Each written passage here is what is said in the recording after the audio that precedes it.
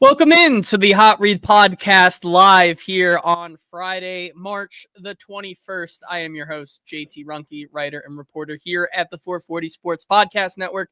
You can follow me on Twitter, X, whatever you like to call it, and all the other social medias at JT_Ruhnke. You guys have asked for it, and we are finally here on a Hot Read Happy Hour Friday presented by M.L.Rose and Sinkers Beverages with none other than the offensive lineman guru of Nashville himself, Stoney Keeley, editor-in-chief of Sobros Network, one half of Football and Other F Words, and co-writer over at Stacking the Inbox. Stoney, how are you doing, my friend? Feeling pretty good today, JT. It's another Hot Read Happy Hour. I'm stoked to dig into some of these offensive linemen because I think there are some really intriguing prospects, specifically along the interior, and I think the Titans could and should still be shopping at those positions. So I'm excited to dig into some of these guys because I think they could be options. And as Drew says, it's the one he's been waiting for. Best show of the year. Big Dog saying, good afternoon, guys. Eddie saying, good evening, boys. If you want to join in on the conversation like Drew, Big Dog, and Eddie, and you're watching over on Twitter or Facebook, do us a favor and head on over to the 440 Sports YouTube channel where you can join these fine young gentlemen or ladies. Don't want to assume Big Dog is a man, but, you know, we don't assume around here. But join them over in the chat. On the 440 Sports YouTube channel. And also, I should say, Stoney, I got to add a new title potentially to your name. Editor-in-chief of Sobros Network, one half of Football and Other F Words, co-writer of Stacking the Inbox, and Cinderella story of the Titans media bracket, making it to the Final Four. Upsetting one of the other one seeds, Teron Davenport, by the biggest margin of any of the Elite Eight polls, making it into the Final Four. It mainly is because of you, Stoney. I don't want to say it's me and my wonderful Cinderella memes that I've been making of photoshopping your head on Cinderella's body, but I do say, it can't hurt, Oh, they rule. Says, okay. Coach Will says, happy Friday, fellas. Stoney, how do you feel about making it to the Final Four as an 11 seed? And do you have a message for the people before the Final Four voting gets underway? Yeah, I appreciate everyone that's voted for me. Listen, I was surprised that I got past John Glennon in the second round. I was kind of happy just to have won my first round matchup, and then I beat Glennon, I beat Wes, and then it's me and TD, and I'm thinking, I'm gonna get crushed. And to be fair, let's be realistic here. All TD would have had to have done was just retweet the poll, and I probably would have been cooked. But I'm grateful that everybody thinks highly enough of me to send me to the Final Four. We're gonna hang the banner in this office. Yeah, that's all you have to do. Final Four appearance 2025 is all you need to do. But had to throw that in there because I do think that it's important because the voting will probably get underway tomorrow or something, and the modest champ will be looking at a championship visit. We can get into that on Tuesday if you continue to advance. But you did bring up a interesting point that when we talk about, this is the first episode of us really diving deep into some of these different position groups, and more so in years past on how we've done, top 10 straight down the position board. I think it's more important than ever, considering that the first two picks are most likely down to three positions, like barring some super surprising thing, because as Big Dog says, Cam Ward at number one, I'm calling it. It seems like that is the direction we are headed now, that Cam Ward, Cam Ward will be the number one pick. But then at 35, unless they trade down, it feels like it's coming down to between a wide receiver and an edge. So with the first two picks, it feels like those are the two, and it's really hard to gauge who's going to be there at 35. But then as you get into the later part of the draft, when we do top 10s, right, 10 through 6 are probably guys that are going to be there on late day 2, early day 3, but you don't you don't talk about those guys who are going to be on day 3 for the most part. And so I think this year more than ever, it's more important to talk about more of the realistic guys that the Titans could potentially, select at their position. Now they could always trade up. They could always do something crazy. And the NFL draft, something crazy is always bound to happen.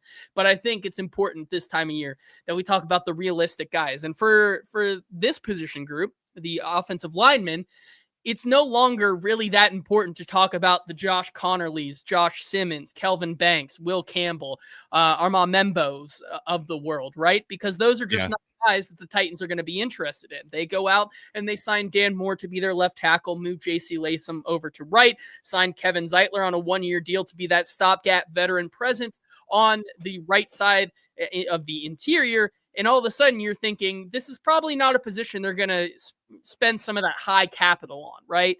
And so then you start thinking, well, do they even look at some of these offensive linemen at all?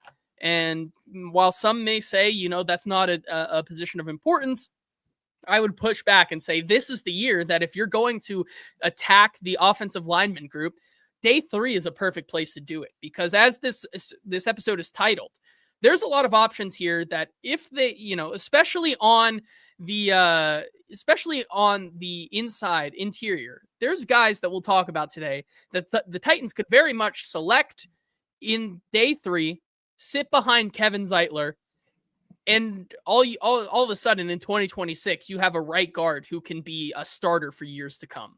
Yeah, and it's really interesting, JT, how free agency has kind of shifted the priorities for the draft, because you add Dan Moore Jr. at left tackle, but then you shift J.C. Latham over to right tackle. So we had spent like all of the process leading up to free agency focusing on right tackles in this draft, and now all of a sudden they don't need a right tackle anymore. But I think the addition of Dan Moore Jr., the way I framed it is, they did what they had to do to get the guy. Big contract for a guy that is still relatively unproven. You hope that he hits his ceiling and that you've caught a player on the upswing. But if you haven't, there is an out after the 2026 season. So you're looking at that point, you would be wanting to potentially pay J.C. Latham. I think he could be your stud right tackle for the next decade kind of deal.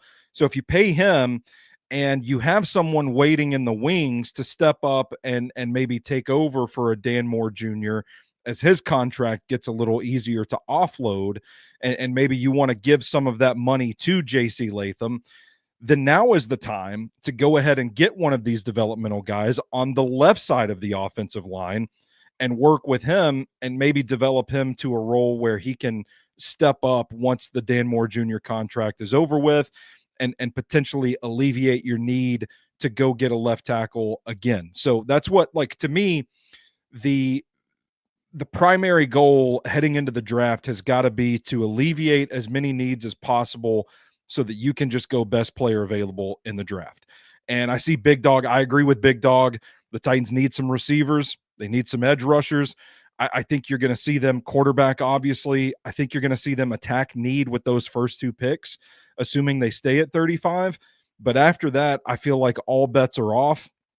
There are some good value receivers on day 3, but there are really some interesting offensive line prospects on day 3. It could be that left tackle that you develop for the future, could be the right guard that you develop to take over for Kevin Zeitler after his 1-year deal expires, could be a center. I know they re-signed Corey Levin, but I think they could be in the market for just versatility, guys that can play a couple of different spots. And I think this is a really interesting class to look for guys like that in. Yeah, I definitely agree. And so we can get into, let's shift gears to talking about those potential projects behind a guy like Dan Moore or JC Latham, right? Because when you look at what they have right now in terms of depth, they have, of course, Dan Moore, you have JC Latham, you have what was his name? Something Pierce. I forget the guy. Blake Hance. That's who it is. Blake Hance is who they signed to be, some depth there. And then, of course, you have the household names. John Ojukwu, Jalen Duncan. Gone are the days of the freaky king, Leroy Watson, and others like that. I don't think we'll be seeing too much of them. But you look at who they have right now on the roster. even though I have to respectfully disagree with Big Dog, Blake Hance, John Ojukwu, and Jalen Duncan are nothing more than depth pieces and guys you're going to use if you're absolutely desperate and in need of a guy to fit in. Blake Hance is probably he probably fits the mold of what Bill Callahan wants, but I still think if Jalen Duncan is healthy, he's not going to beat Jalen Duncan because of how much Bill Callahan loves himself some Jalen Duncan. Mhm. But the bottom line is they could definitely supplement that room considering how many guys they had on the roster last year. And so that's where we can start. When you look at the consensus big board of guys, I think we say day 3 on the consensus board, there's guys who are in the late 70s, early 80s, 90s on the consensus big board that I think are going to be there on day 3. So we can start with just kind of listing some of these guys and then go bit by bit on what what we've called the day 3 offensive tackle megasode, because we're going to try to Mhm. hit as many of these guys as we possibly can. Let's start with some of these guys here. I forgot MPF, but like, what are we doing? Like I said, they should cut MPF. I'm I so feel like I'm I so feel like over. they're gonna be pretty done with NPF. Like I don't. You could save. I get it. I get we're past free agency, but like you could have saved $3 million by cutting NPF and drafting a guy. Like Maybe they I don't are know. gonna kick him inside to guard. I mean, I know we've joked about that before. Maybe they are. Maybe they do think, hey, he's big and athletic. Let's try him at guard, where maybe the range won't be an issue. Yeah. I at this point, anything is on the table with MPF. I'm Mhm. okay with anything as long as he doesn't start a game for the Tennessee Titans in the year 2025. Some of the guys who are going to be around day 3. We can start with the guys who are going to be at the top of that day 3 talk, which is going to be guys like Wyatt Milam, Emory Jones Jr., Anthony Belton, Ozzie Trapilo, Holland Pierce, Ajani Cornelius, and Jalen Rivers. Now, I think the one who is obviously not going to be there and could go as high as early day 2 is Anthony Belton. It's a guy we continue to talk about on like we just have I would say it sucks because I would have loved the fit here for the Titans. With a guy like Anthony Belton, I don't see him being a reality anymore for the Titans given the timeline and the track. Now, Mhm. as a pure luxury pick, if they were to somehow, get more than just one extra day 2 pick in this draft, and he's just kind of a luxury sitting there in the middle of the 3rd round, and you want him to sit behind a guy like Dan Moore, or even potentially kick inside. Like, I think that's worth it in the long run. Do they do that? I'm not very confident in that reality. However, out of these guys I just listed, Anthony Belton by far is a guy who is going to go way higher than where his consensus ranking is right now. Yeah, there are some people that are kind of low on Belton. I don't think everybody loves the tape at the edge, but I love Anthony Belton. I think people are concerned about the age. I think there were some rumblings of character concerns out there at one point with Anthony Belton, but you know, I like the tape quite a bit. Big, powerful guy, big, strong hands. I think he did well at the Senior Bowl. Got some run at right tackle as well. Showed a little versatility, which I mean they do with all of those guys down there, but not all of the guys hold up well when they switch positions like that. I'm with you. I'm really high on Anthony Belton. I wouldn't be surprised to see him go as high as day 2, but I think for the people that want a younger offensive tackle that has less red flags, maybe you pass on a guy like that. I don't see how you ignore the tape personally, but it happens in the NFL all the time.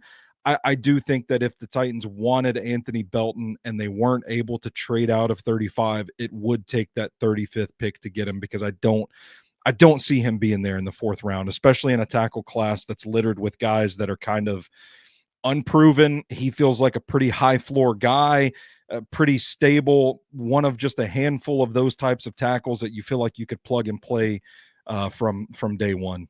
Yeah, I mean that's a great point because more so on the interior side, outside of the top 5, like you have your Ariante Ursary, Josh Carnley, Simmons, Banks, and Will Campbell, whatever you think, and Membo, like that's it really in this class. That you're not looking at guys like Dominic Pooney, and you're not having these No. guys on the late day 2, day 3, where it's a deep class. It's the total opposite of what we had last year. And I think you make a great point. He's of the unprovens, he probably has one of the safest floors if Yeah. you're looking to plug and play. Unfortunately, that's not what the Titans need right now.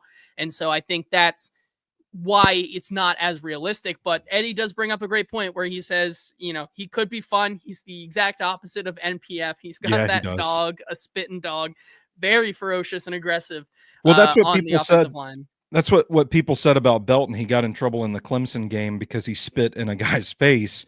And if you listen to his side of the story, it's, well, the guy spit in my face first, so I just retaliated. They threw the flag. I don't really care. I'm of the opinion that the Titans could probably use some guys that are going to spit in people's faces. So let's go. Let's ride. And then when you move past Anthony Belton, there's guys like Wyatt Milam, Holland Pierce, Jalen Rivers are probably my 3 at the top of day 3 that I could see the Titans potentially looking at to be a project guy behind maybe Dan Moore or JC Latham. Is there a guy for you outside of that, outside maybe Milam, Pierce, or Rivers, and we can talk about them individually here, that you think would also be in that conversation at 103 or maybe even 120? Yeah, I've really come around on Jalen Travis, the left tackle out of Iowa State. I mean, this dude has a big frame, 6'7", 340 pounds. I thought going into the Senior Bowl, I thought, man, this guy looks really stiff. I don't know if he can play at the edge. He goes to the combine and he tests pretty well. I think he had like a 9.91 RAS. And it kind of dawns on you. It's like, oh, I don't know. Maybe he's not actually that slow. Maybe it's just the fact that he's 6'7", 300 freaking 40 pounds out there moving the way that he does. It just doesn't look as fast. But I think he's kind of what Bill Callahan wants in a tackle. I think a developmental guy. He's got the size. He's a really good run blocker. He's a punisher in that regard. I think, when you talk about Wyatt Milam, when we started putting together our big boards at the beginning of this whole cycle, he was considered like a fringe first round guy. Pretty athletic. I think, man, I don't know. I watched the tape and I think he's a guard. I think he kicks inside. He might even be a center. They had him taking reps at center at the Senior Bowl. Really athletic guy, but I felt like he struggled at the edge a little bit.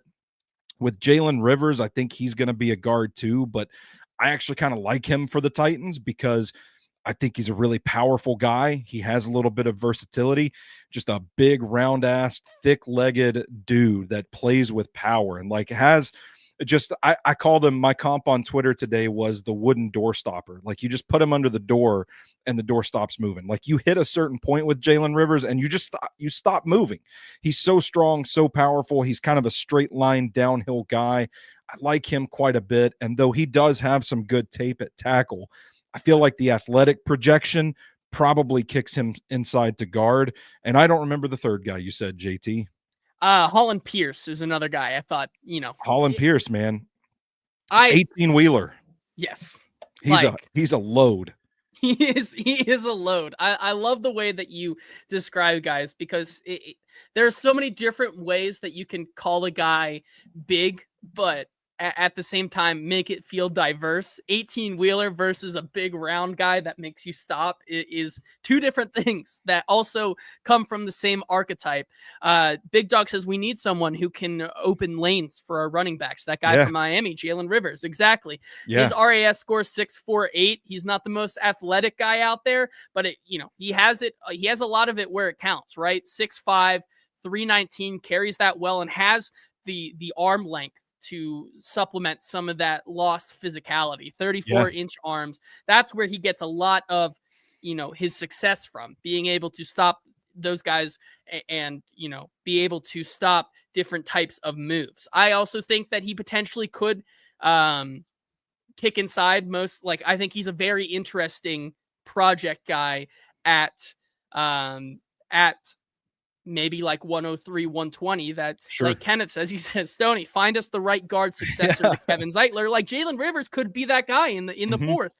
He could very much be that guy that you have sit, has, enough of the traits that Bill Callahan might like in terms of physicality and build and size that you could have him sit and he could become that guy post Kevin Zeitler. You bring up Wyatt Milam as well. Another guy who, like you said, the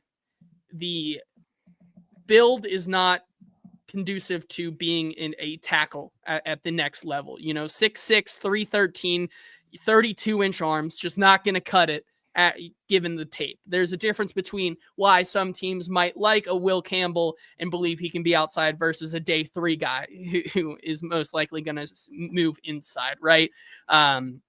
Those two guys I think are going to be there at 103, 120. You go back even a little bit more, look at guys like Holland Pierce, and like you said, Jalen Travis, I mean, could be another one that I'm really interested in, because when you talk about what Bill Callahan really likes in his offensive linemen, it's the size, it's the physicality, and it's the freak athletes who he can mold, right? Jalen Travis is a guy who kind of fits all of those different needs, right? 991 unofficial RAS score, 6'7", 339, 34 and an eighth inch arms. Like this guy, maybe another guy who potentially could be a project, like we've said in the past with John Ojukwu, Jalen Duncan, but like compared to guys like John Ojukwu and Jalen Duncan, he may be a more raw prospect in that area, like those other two. But the physicality that he has, the way he's built, is something that makes your eyes just pop out a little bit more.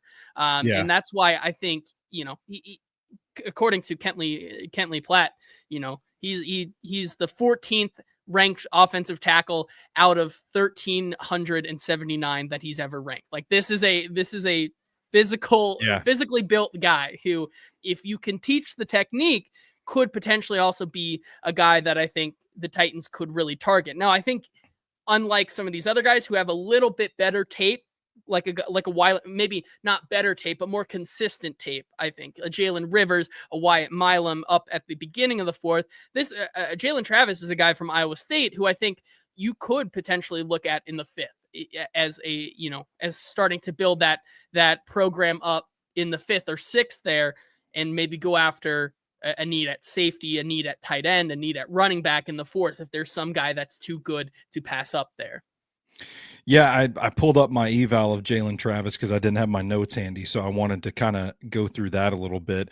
Immovable versus a long arm. It's like I loved watching the Arizona State game. I think that was the Big 12 championship, when like guys would get into his chest and he still just wouldn't move. It's awesome. Like you give up your chest as an offensive tackle, and there's not a damn thing the rusher can do to take advantage of it because you're just so big and strong.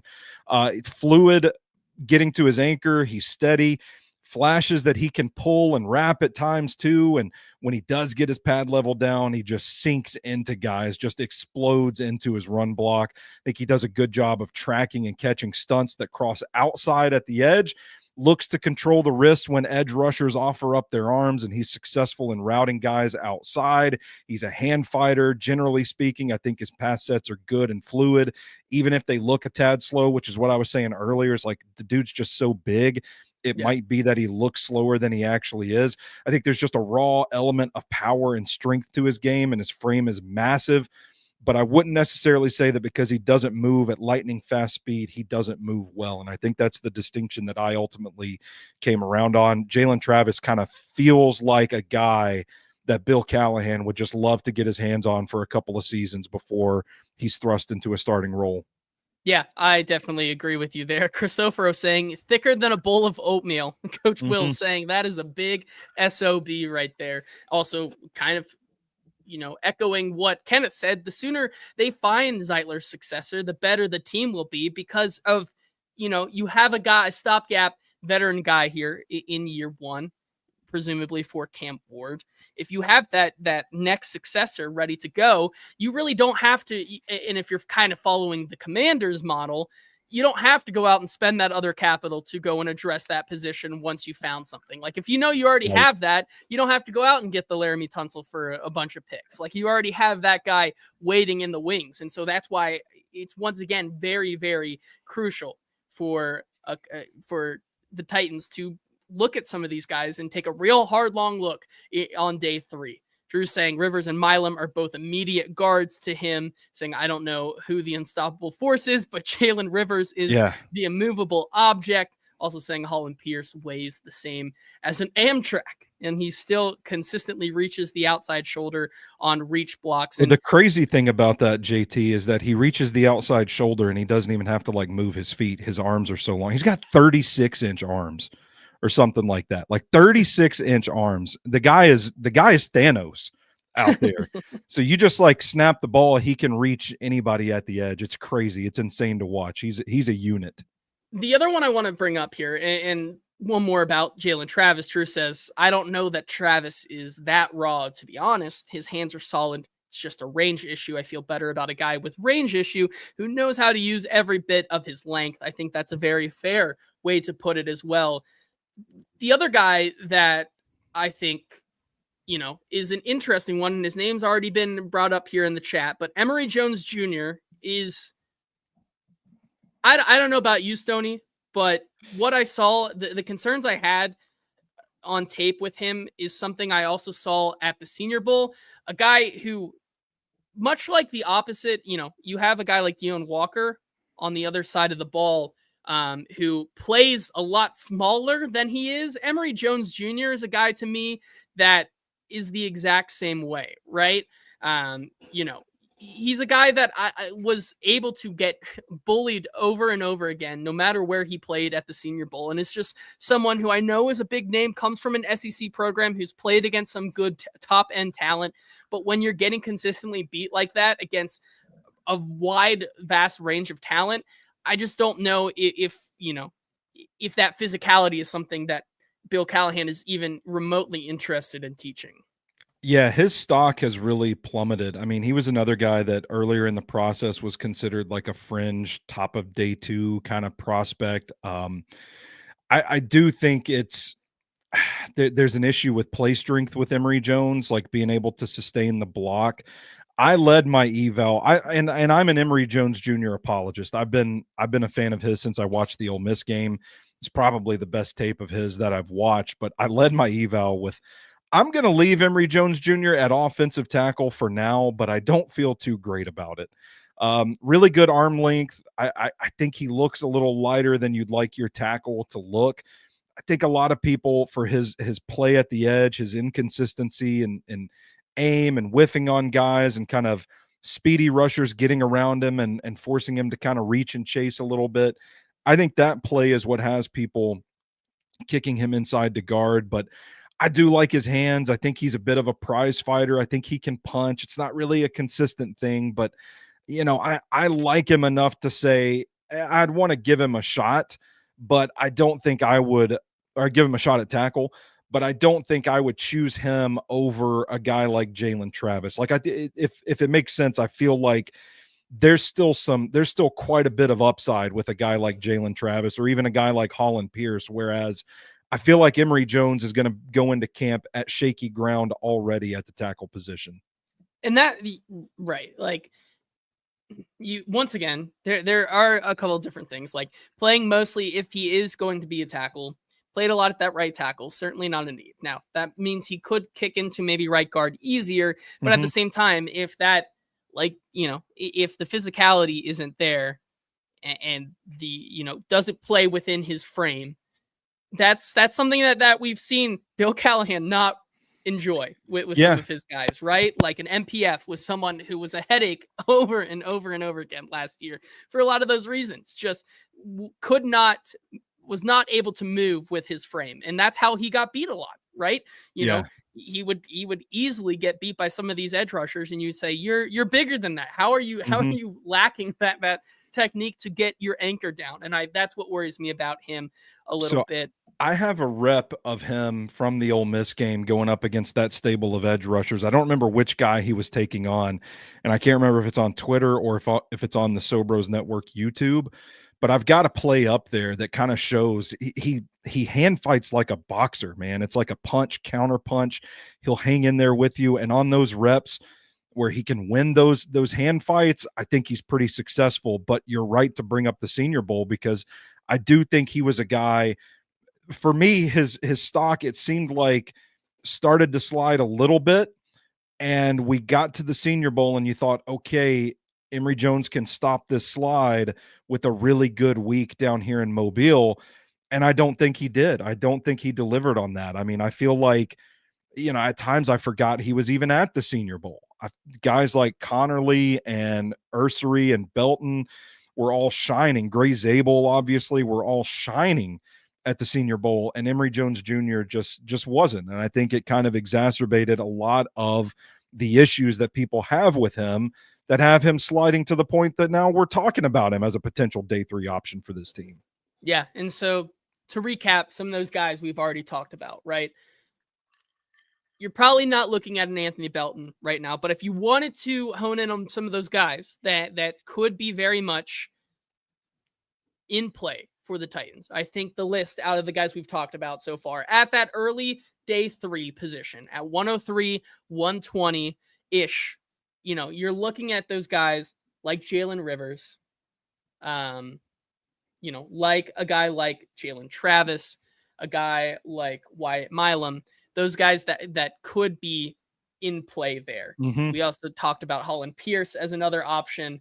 And then some guys that we just aren't really that fond of in this class, guys like Emory Jones as well. I think that's one that I would be very, very out on. The other two I want to bring up before we move to the inside guys, the true insides, Logan Brown and Chase Lunt. Two guys who, Logan Brown, once again, I think we'll start there, right? He's a guy who has been talked about. There are some varying opinions on him. Very interesting story, but does more or less fit that role model of what Bill Callahan could be looking for. 6'6", 311, 33 and an 1/8 inch arms, 9.45 RAS score. He has the frame that he's in that what I'm now going to call the Bill Callahan zone, right? Like that. Okay. We're right there. Drew clearly is a guy that is very high on a guy like Logan Brown, saying, "Woo boy, I love Logan Brown. He hates defensive linemen. Top 40 guy for me." He was a guy who I thought had an okay week at the Senior Bowl. Could have probably done better with some of his reps, but ultimately had a solid week, especially in the game when he played that weekend at the Senior Bowl. Looked pretty solid. Has the connection as well to Scott Fuchs from the Titans offensive line group, the assistant offensive line coach there. He also, I believe, was he coaching him there, or was he on the opposite team? I don't remember, but he was there. He was coaching him, I believe. So they may have been reunited there. I think the anchor is his biggest concern, as Drew says here in the comments. Shamar Stewart put those anchor concerns on display, though.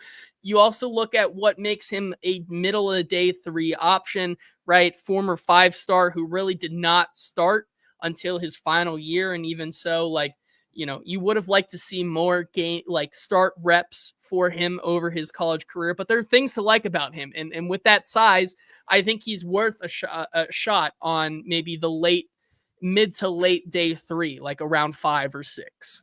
Yeah, and I think he offers a little left-right versatility as well. Played right tackle at Kansas, played left tackle all week at the Senior Bowl. I think he could kick inside to guard and be just fine as well. I think the anchor issues, man, I watch his tape and I feel like there's just a little something clunky about his footwork. I don't know. They drag a bit on vertical sets, 45-degree sets, stuff like that. Sometimes he takes too long of a stride and fails to get his feet set in time to anchor, or he'll step too wide and give up an inside lane that people take advantage of. But if you don't urgently need a tackle and you have the time and the patience to really iron out those footwork issues, maybe add a little weight to his frame, get him a little heavier and a little more nimble when anchoring in pass pro, man, I think he could develop into a quality contributor, because it's the first thing you notice about Brown when you turn on the tape is just how smooth of a mover he is, how well he can like track and meet the rusher in space. He can mirror with easy glide. He bats hands down to close the gap based on what the situation calls for. He's kind of squatty. He can get low in his stance and aim low if he needs to, or he can spring out of his stance and dance in pass pro. Like, there's a little bit of versatility to the guy that I think if you just iron out the issues that cause the anchor problems, you've got a guy that can play in the NFL because he's athletic enough to play in the NFL. Yeah, I agree with you there. We can talk about Chase Lunt here and then move into the inside guys. However, do want to give a shout out to our wonderful sponsor, M.L.Rose, 7 locations here in the greater Nashville area, with an 8th one coming soon to East Nashville near Inglewood. I just saw a recent post where they finally put up their neon sign. So it's getting closer than you think to being open. Just an insane selection of beer and food options. Over 25 beers on tap. Their appetizers are to die for, with the Nashville hot cheese curds or the pretzel bites or the loaded waffle fries. And of course, their selection of craft handheld burgers, including this burger of the month, the Stout Burger with the double patty beer cheese. You can add bacon to it like you've done. Pairs well with one of my favorite beers, the Jackalope Bear Walker. So good. With, March Madness going on, there's no better time than to go out, watch some basketball, and eat at M.L.Rose. It's something I'm going to try to do this weekend, watch some of this round of 32 and get a bite to eat. Thank you to M.L.Rose for sponsoring the show. And then thank you to Sinkers Beverages for also sponsoring the show.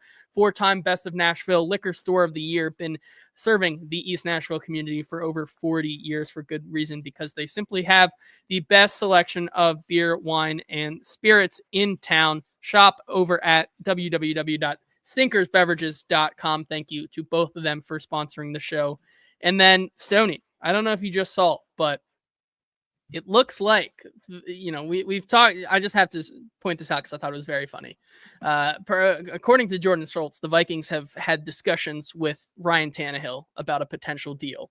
Whoa, how about that? Talks are ongoing and nothing is imminent as of right now. But it sounds like, could Ryan Tannehill be on his way back to the NFL after sitting out last year, never announcing retirement? Could he be on his way back to either back up JJ McCarthy or be yet another stopgap? I would love that for Ryan Tannehill. Go get that bag, King. I love it. Coach Will says the finger roll is back. Chase Lunt, 6'7", 305, has the height, has the build at times, has the movement skills and the length that you like in an offensive tackle. I think he's another project guy that they could potentially bring in on day 3. However, once again, he's more of a guy who I think does at the next level portray as a tackle over guard. And that's why I think the interest just may be a little less there. Yeah, man, I'm kind of concerned about Chase Lunt, and it's similar question to who did we just Logan Brown. It's like the anchor. It's like he gets out. Chase Lunt gets out in space, and it is like a shark that smells blood in the water. I mean, if he gets you in his sights, you're dead.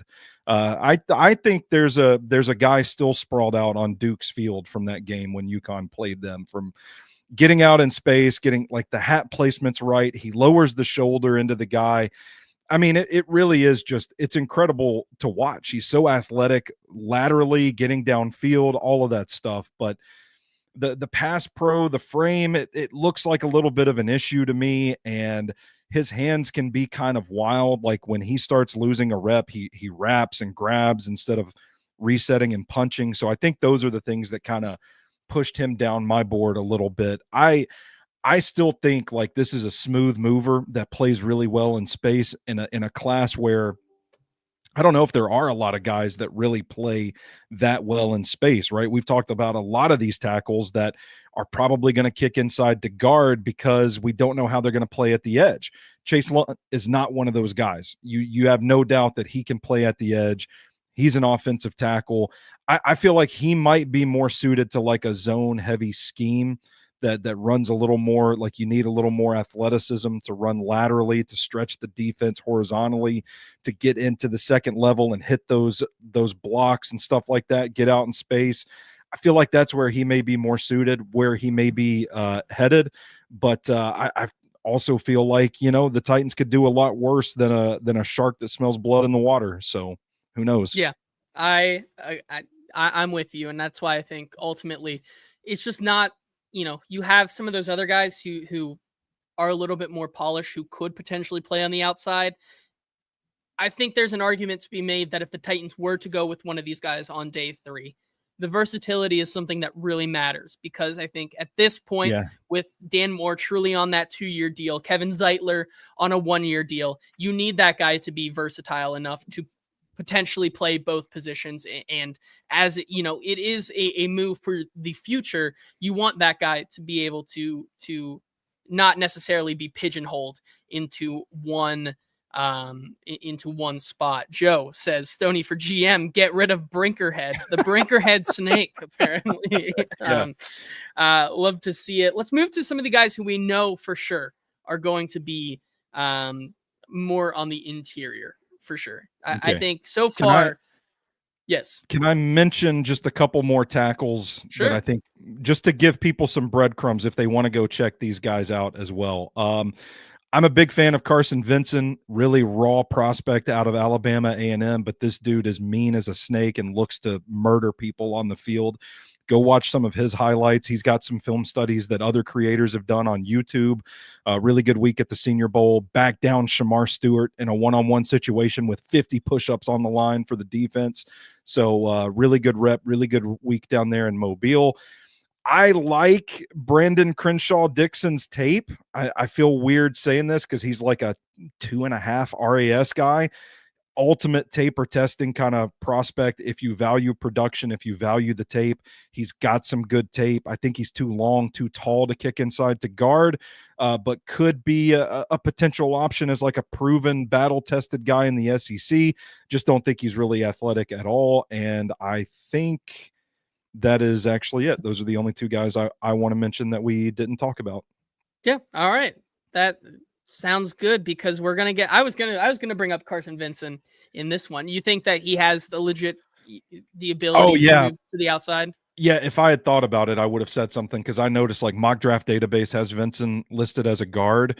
But he's a big, long dude. I think you would have, to me, I feel like if you're patient with him, you would have better luck just teaching him the technique to play tackle than you would trying to kick him inside and get him to get his pad level down and be a little lower to the ground, so to speak. I think you can teach him the technique. He's got the right mental makeup to be a dog at tackle.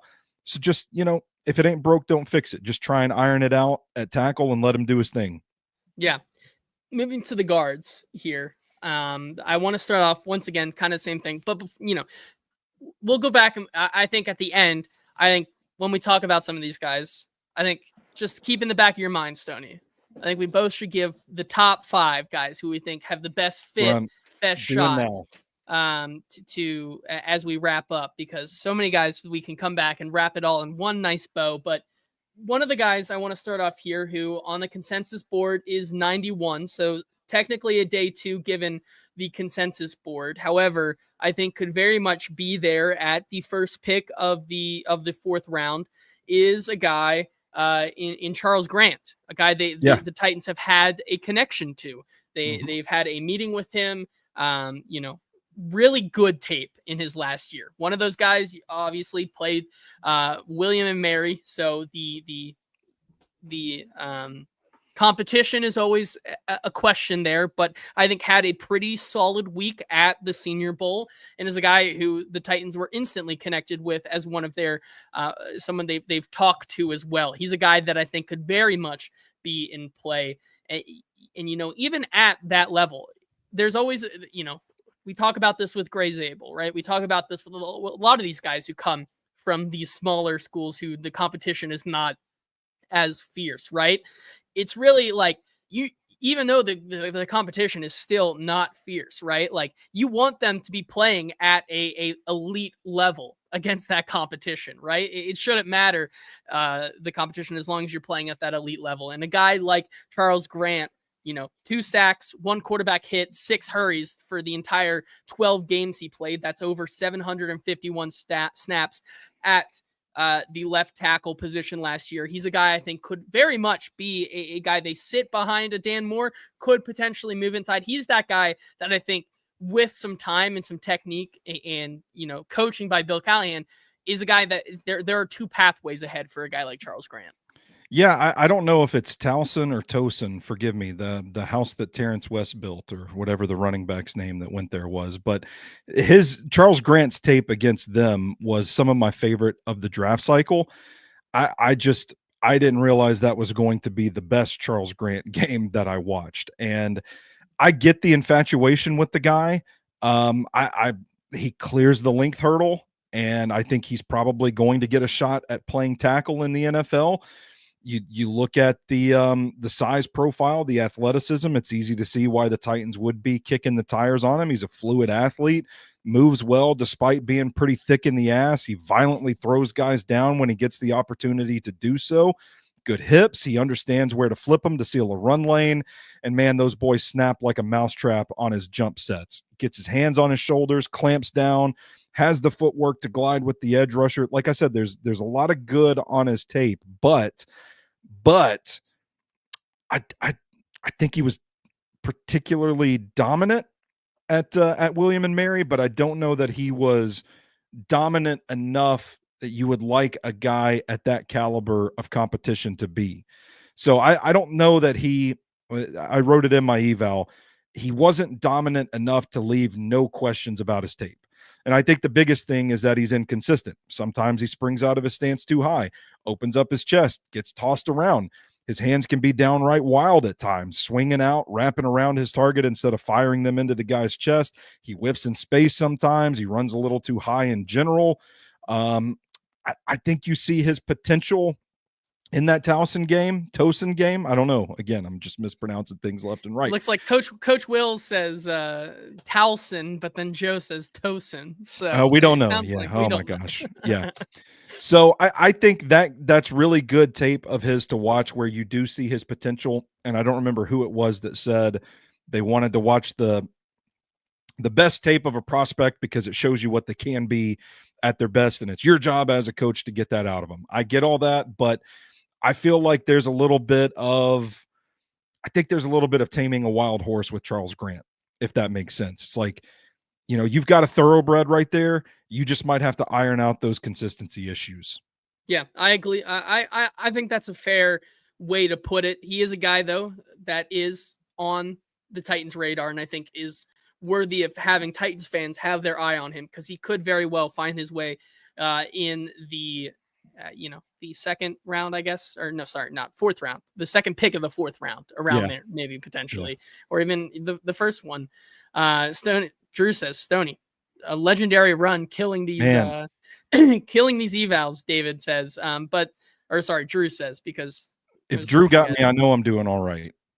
Yeah, this is true. Ball some of the other guys, as we kind of wrap up the show and then give our top fives here. We don't have another hour to go.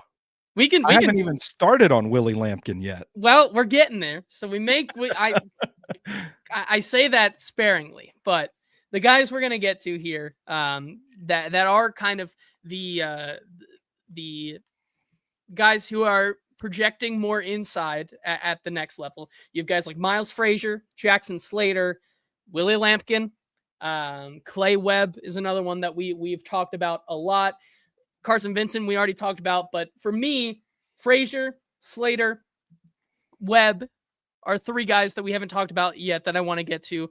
And then Willie Lampkin as well. It was one of those guys, maybe is your fancy there? Do you want to get into the Willie Lampkin? Oh spiral? Yeah. I mean, I like all of those guys. I'd actually, you know what? I'll put it this way. My Willie Lampkin, My Willie Lampkin take. I'm not really going to take up 30 minutes of y'all's time just talking about Willie Lampkin. I just his tape is so much fun, man. I mean, he is just every rep is a damn bar fight with Willie Lampkin.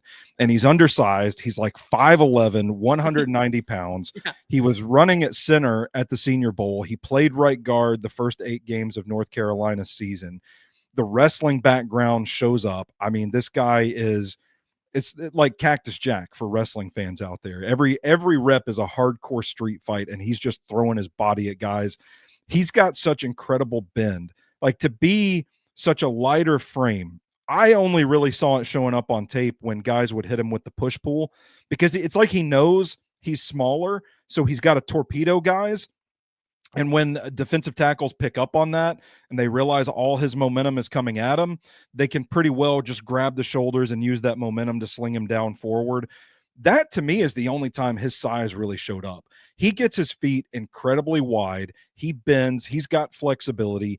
He is like the spatula when you need a fork out of the silverware drawer and you pull it, but that spatula catches and it just like jams the drawer back. That's Willie Lampkin. I mean, he's a mosh pit, man. He just gets out there and he just wants to hit. He doesn't stop his feet.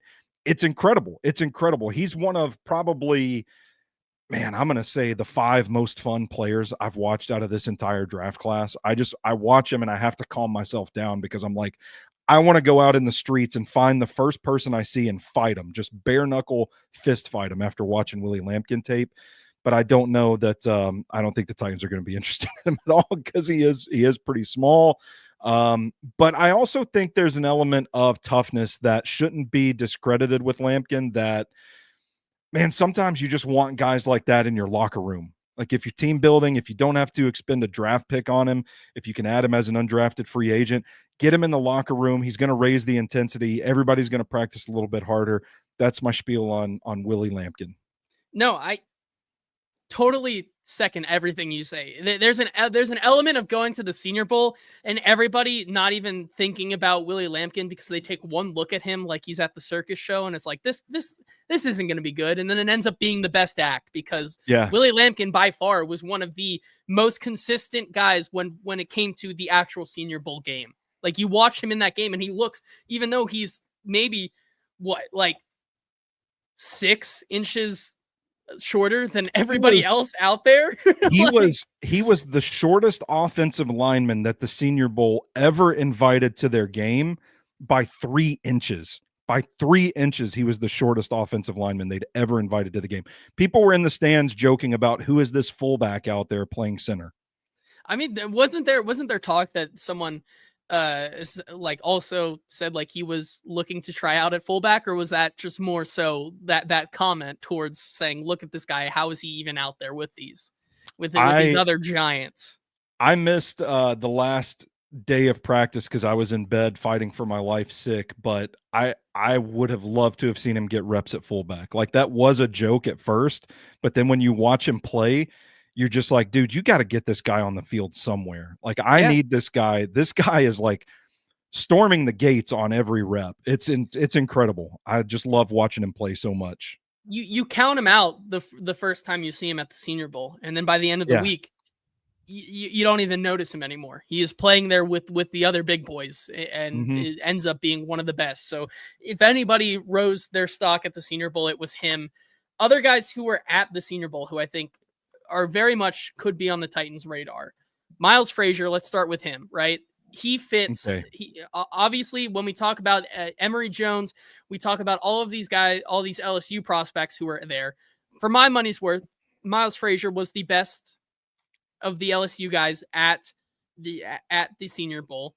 He fits the bill, barely, slightly, but I think he fits the bill to the best ability that he can of the what we call Bill Callahan zone.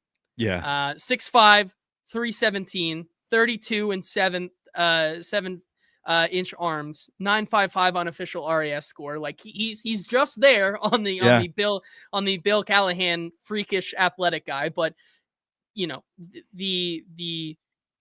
I don't know what you think, but Stoney, but like, if this is a guy they can get at 120, like he gives me this vibe that they feel already so confident with him that he is a guy after someone like Kevin Zeitler they can plug and play after a year learning underneath a veteran like Absolutely. that.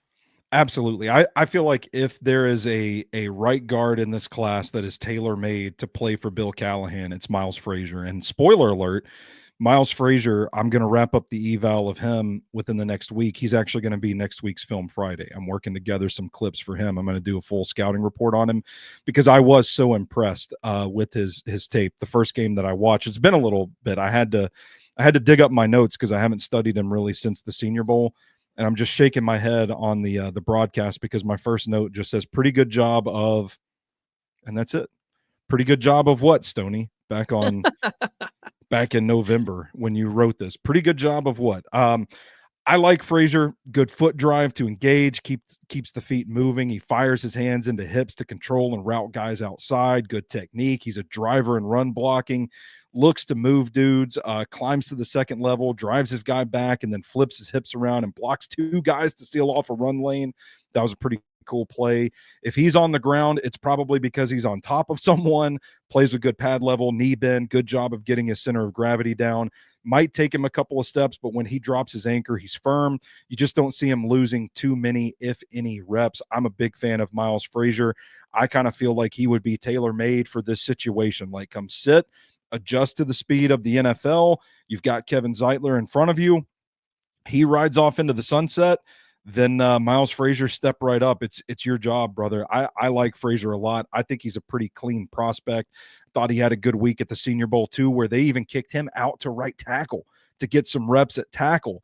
And I don't think he shit the bed. I don't think he's a right tackle in the NFL, but I think it's to highlight his versatility. I think he could be a versatile piece for this Titans offense. I'm a huge fan. Yeah, absolutely. I'm right there with you.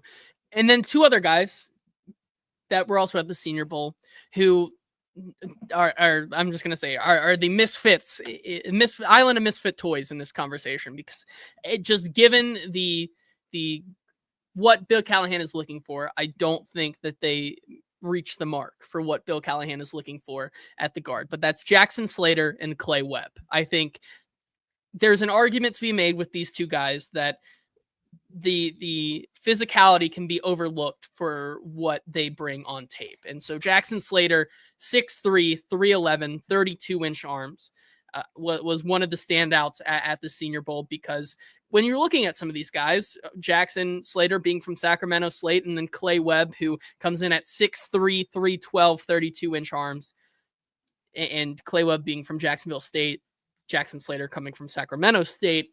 Mm-hmm. These are two guys that you're more interested in because of you want to see how they come to play against some of this better competition, some of these SEC products, some of these Power 4 products, right?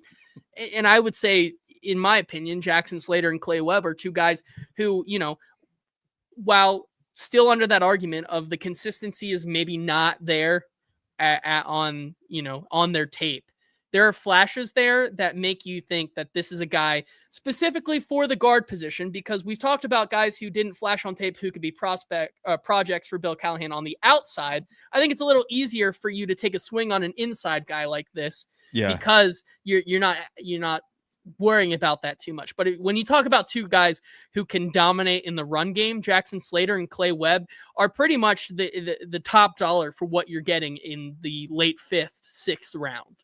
Absolutely. And I really like both of these guys. I think I'm probably a little higher on Slater than the consensus. I don't see a lot of people really talking about him, but he's a smooth mover. And breaking news, I checked Twitter, and Jackson Slater's dad actually quote tweeted my comparison of Jackson Slater is the feeling of driving on a freshly paved road.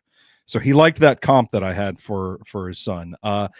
Slater's a smooth athlete. I think he looks to hit hard in space. He's a really good lateral mover. Really noticed that at the Senior Bowl in the one-on-one mirror drills, where they just pair off two offensive linemen and basically have them like go side to side to try and get around one another. And Slater was really squatty, could really get low enough that I'm watching at 38 years old. Like, that hurts my knees that you're that big and getting that low. Didn't really seem to affect his stride. I think he's a glidey guy in pass pro, But I think you're right. I think the run blocking is his strong suit. I think he can pull and really smash the end man at the line of scrimmage. I think he can get his hands inside. He keeps his feet moving. Compact frame, like he's a thick, sturdy guy. Well, both of them. This goes for Clay Webb too. They're both really thick, sturdy, squatty guys that can really burst into the chest of a defensive tackle and run blocking. With Slater, I like the athleticism. I think he has the versatility. Played left guard at Sacramento State, played right guard at the Senior Bowl, got some reps at center. I think if he gets more reps snapping the ball, he could be a potential option there. But there's a theme that we've talked about with a lot of these day three guys, the versatility.